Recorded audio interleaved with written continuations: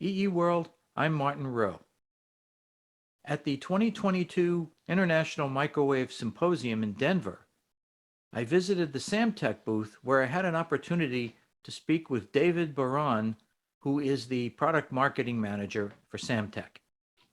While in the booth, David walked me through a proof of concept demo for their flexible waveguide product, highlighting a few key benefits of using that flexible waveguide as opposed to a traditional rigid waveguide or coax cable often used for RF connections.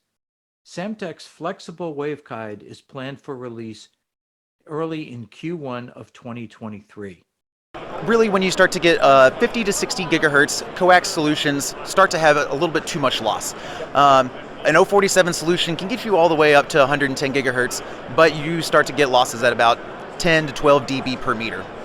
So what we were looking for is how do we provide a solution that provides a much lower loss while still being able to have the mechanical uses that coaxial flexible cables can provide. Okay. So as you see here, this is the flexible waveguide. Looks very similar feel to... Looks like a wire. Exactly. Looks like a coax solution that you're used to. But if you look at this chart, what you're seeing is our losses are much, much better. So that 12 dB per meter for an 047 cable, we're able to provide the same solution in a V-band of 50 to 75 gigahertz, getting 4 dB per meter. As opposed to 12. As opposed to 12, yes. Okay, that's signal loss per meter. Correct, Okay. yes. And rigid waveguides are about 2 dB per meter, so you're getting 80% of the performance, but you're getting the ease of use that you have with coaxial solutions. Rigid waveguide, they're very difficult to use in terms of making sure that you have all the alignment necessary to be able to get that performance expected. We often see those on, particularly in test equipment. Correct. You will see those a lot, and yes, you've got to get the bends just right so that the connectors go in. Exactly.